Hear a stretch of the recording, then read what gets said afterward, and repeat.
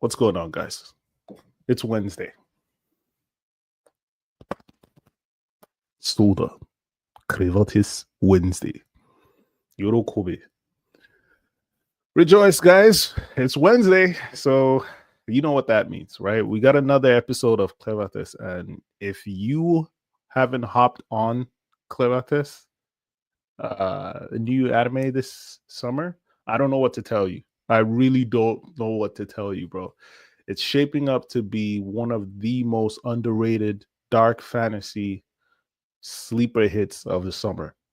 Like, there is so many twists. We're in episode 5. We're talking about episode 5 today, and there's a lot to go through. We got new characters, hidden betrayals and new reveals. Bro. It's twist fusion. Okay? The twists just keep coming. Really? But yeah, we're gonna get into all of that. I'm gonna give you guys my thoughts, and yeah, let's get into it, man. For real. For real. It's crazy.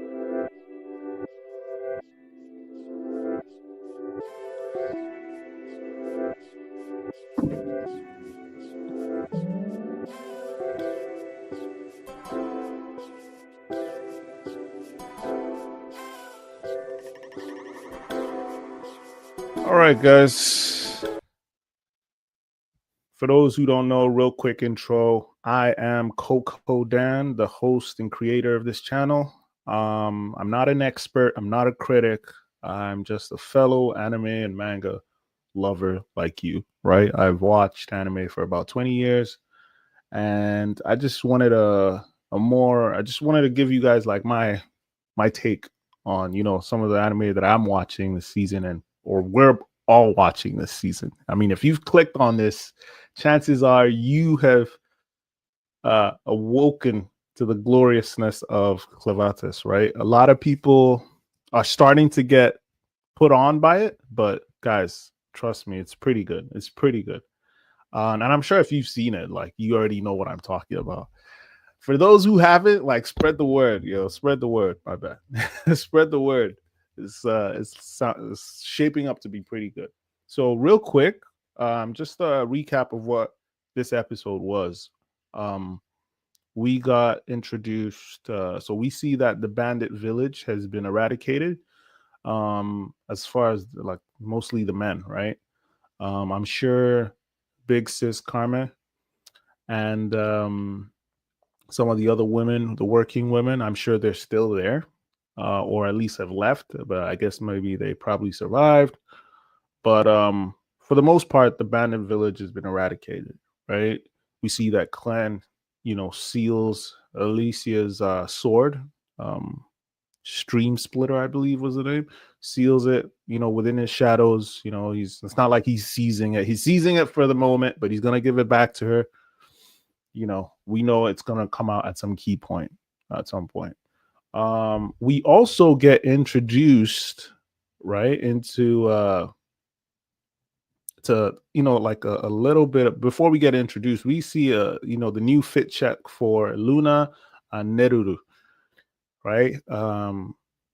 And it's crazy to see the difference between Neruru before she was changed and who she is now. Now, might be a hot take. It might be a hot take, and don't hate me for this, but there was a certain cuteness about the old Neruru that I kind of miss. I don't know whether it's the plumpiness. Jesus, I'm not beating the allegations. I don't know if it's a plumpiness or I don't know what it is. It's not the 3 missing teeth, or I mean the only 3 teeth that she has, but there was a certain cutesy way about her. Obviously it's an upgrade from what she is now, but I kind of missed a little bit of that. I'm happy they didn't try to turn her into like a baddie or a babe or anything, kind of like Alicia, a typical beautiful woman. I like how they kind of kept that cutesy, innocent, feeling in her design, when Clen like resurrected her. So that's pretty good. Now she's got better clothes on. You see Luna, you know, they're both dripping, looking nice. So it's good. It's good, like clothed like actual human beings now. Um, and then we see the introduction of one of the servants, one of the people we saw in the intro. And we saw him. If you saw there was a clip going around at the end of the last episode where he's fighting Alicia. I'm like, who is this guy? We've seen him in an intro. We can't tell what he is. He's got that whole mysterious, cool guy look. And it was good to see that. Like, okay, so get to know a little bit more about his backstory. And we find out that his name is Gart. Gart. Let's see if we can bring Gart up to the panel real quick, guys. Hold on. Urinu Gart. All right, so that is Gart. That's his true form, which is badass, by the way. By the way, you know how when Clem was fighting him, or when he was fighting Alicia, you remember how Clem was like, yo, this guy's got wings and he's got talons. That much is sure.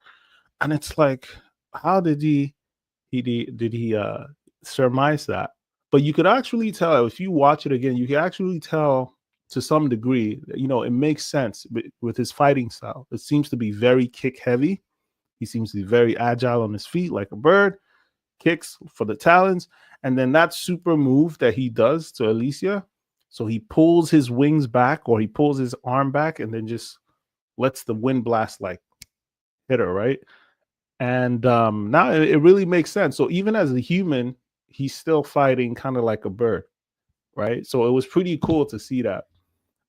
We find out that he is a servant of one of the lords of the dark beasts, specifically the dark beast, the lord of the dark beast of the west. What's her name? Zathir of Phantasms. We get a look into one of her abilities, or one of her specialties, which is to use illusions. So that was pretty cool. We got to see that. But we also got to see his true form, all right? Gart's true form, and he's also on a reconnaissance mission. And that was pretty good or cool to find out that some of the other beasts are starting to take notice, starting to think the same way Clevatess is also thinking. And it's shaping up to, we're starting to get farther into the story, right? I don't know if you guys have checked out the manga. I haven't. I have a certain rule that if I'm meeting a new anime being introduced to a new anime for the first time, I wait. If I really like it, I wait till I finish the first season, and then I continue on in the manga. So I haven't really checked the manga like that. But if you've checked the manga, there's not even that much, right? I think it's also pretty fairly new. I'm sure there's a light novel that's gone farther in, but as far as like manga, it's not that much material we're working with. Should be enough for the season 1, 12 episodes, 13 episodes, but still we're getting pretty farther, into the story, and it's seeming interesting, right? It's not just, we've seen from episode 1 to 4, there's a lot of shock value. Yeah, we see that, but we also see that the story is actually going somewhere. It's not just trying to just shock you and like, oh my God, look at all this tragedy, which is really tragic, by the way. But there's more than that, right? It's getting to a point. And so we also, I don't know if you guys caught what Gart was saying. He said, not only has there been trouble in the West, but also in the South. So there's a very possible chance we get to see a third Lord of the Dark Beast, probably from the South, being introduced. So, fingers crossed. I think 2 is okay, though, with only 12 or 13 episodes. I don't know if we need to see too much. Sheesh. I don't know if we need to see too much, but I think just that is pretty good. And speaking of, when Gart was fighting Alicia, it is kind of crazy. At first, I thought, Alicia being a hero, yes, they lost pitifully to Clevatess. Fine, right? That shows just how much stronger he is. But when Guy was fighting Alicia, he could have won according to Clevatess, right? Her blade looked like she might have gotten a hit in, but it would not like be able to take his head off. At best, maybe leave a scar, but he would have died, which is crazy to me because I always thought like right after the Dark Beast, the next strongest people were like the heroes. But the past episodes have also shown there's some beings called the Ancient Ones as well. So you probably put them right under the Dark Beast. So for you power scalers, we'll get into that later. But that is something to think about. Um so another thing we got to find out was also that one of the most important storylines or some of the most the way the plot shifts forward is that someone is kidnapping babies, right? Younglings from the from the beasts, from the dark beasts, in the West, babies from the human world, and it's clear that it's for scientific experimentation, right? Which is kind of crazy. I mean, does this world get any darker? I don't even want to get into Neru's like really backstory like that, but you already see what happens there. And then they're now taking the babies and, trying to find talent. Oh, so what happens with the babies that don't have talent? You know what I'm saying? Like, it's kind of sad. Like, in that kind of world, you almost hope that their life ends then and there because it's either that or slavery. Because nobody wants to deal, or maybe, God forbid, I don't even want to think about that. But it's crazy, just how dark this anime can actually get. Um, we also get to see, you know, that their goal for kidnapping all these people is to do not only experimentation, but to turn these babies and use them as maybe a source of power or a tool of war, in terms of creating either wizards or maybe using them as a source that wizards can draw their power from. Who knows? That's just one of the things that I'm thinking. It's not far-fetched, because if you go through the intro, the opening song, you see some people, I don't know, there was this girl with that dead eye look. She doesn't seem to do a lot of fighting, but it almost looks like she's just there to like feed maybe the general. Right, we'll get into him. But these guys, is clearly they're using these babies, or they're trying to do some experiments to boost magic and then turn those into tools of war. Speaking of general, we find out about General Drell, who is known as the Dragon Slayer, and he was the one who killed Alicia's father, which is kind of crazy because I think in the intro, in the opening song, you see him putting up Alicia's father putting up a good fight. So that also tells us Alicia's father, pretty much before he lost his leg, he was probably a very good fighter. Probably, who knows, maybe the strongest in the city. One of those guys, the strongest, I can already tell, strongest in the the city at some point, decided to give up the fighting life to raise his daughter after a tragic incident with her mother. And I don't know. So either way, this guy comes back down, and probably goes like, "Oh, you were my only rival, or you were the only one to beat me. But now, it's time for a new age of, magic and swords." You can kind of tell, certain tropes are still always the same in anime, but still, it's not a bad thing. It's pretty good. But you can tell he was, a good fighter. He put up some fight. He drew some blood. And you can see that General Drell, according to what we know, he is the one who introduced magic into a fight. So let me see if I can bring him up on the screen. Let's bring him to the stand. General Drell. You mother sucker. There we go. So that's General Drell. For those who, I'm sure you guys already know, but there's our guy. There's our culprit. But yeah, man, I mean, we've seen him from since episode 1 anyway, and he was trying to take advantage of the hidden castle and magic secrets in there. Seems like he's finally done that towards the end. We also get introduced to the most powerful wizard from his kingdom, who is, let's bring that guy up to the stand.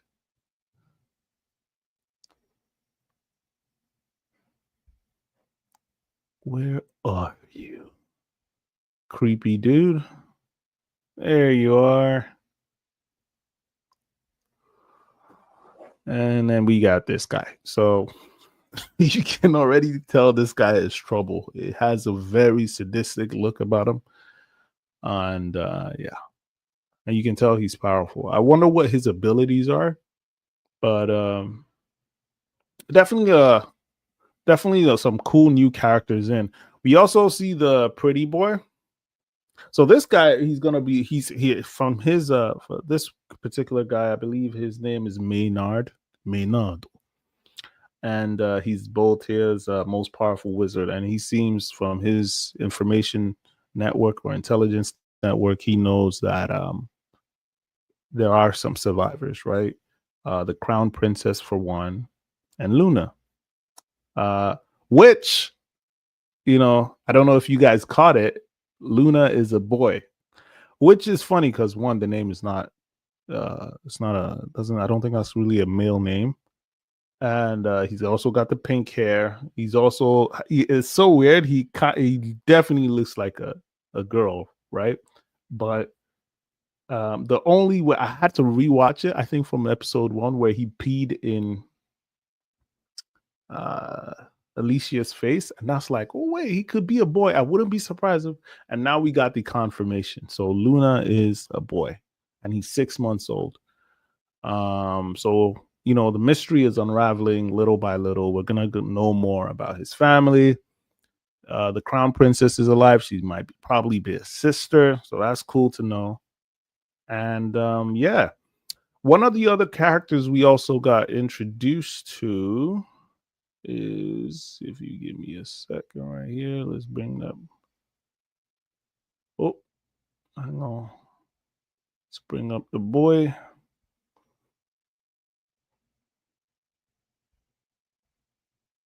Commander Rod Reyes, I believe is his name. They are Commander Rod Reyes, yeah. They are leaders and fighters for the Eslin Kingdom. I believe that's the one that is more closest to the humans, right? And he's a commander of the army. And from the opening intro, we can tell he's pretty strong. So one thing that I don't know if you guys also caught, and when he was talking about the importance of the secrets of the hidden making of weapons and stuff, was that he called his